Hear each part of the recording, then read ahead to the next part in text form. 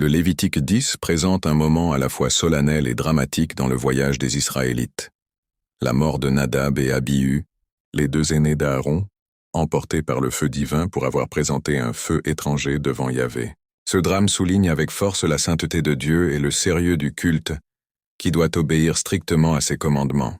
Nadab et Abihu prennent chacun un brasier, y mettent du feu, et posent du parfum dessus, mais ce feu n'a pas été ordonné par Dieu. En réponse, un feu sort de la présence divine et les consume instantanément. Ils meurent devant le Seigneur. Lévitique 10, 1-2. Cet événement rappelle que la sainteté de Dieu exige respect, obéissance et exactitude dans l'adoration. Approcher Dieu avec présomption ou négligence exerce des conséquences graves. Moïse, conscient du poids de ce jugement, ordonne à Aaron et ses fils Éléazar et Ithamar de ne pas manifester leur deuil par elle, enlèvement de leur coiffure ou le déchirement de leurs vêtements, de peur que la colère divine ne s'étende à toute l'assemblée.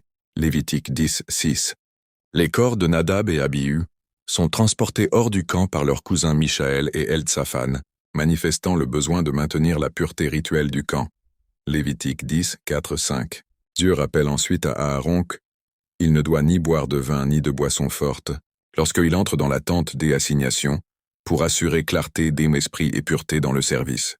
Il répète que les prêtres doivent faire la distinction entre le saint et le profane, enseignant fidèlement les lois au peuple. Lévitique 10, 8, 11. Malgré cette tragédie, Moïse encourage Aaron et ses fils restants à poursuivre leurs fonctions sacrées.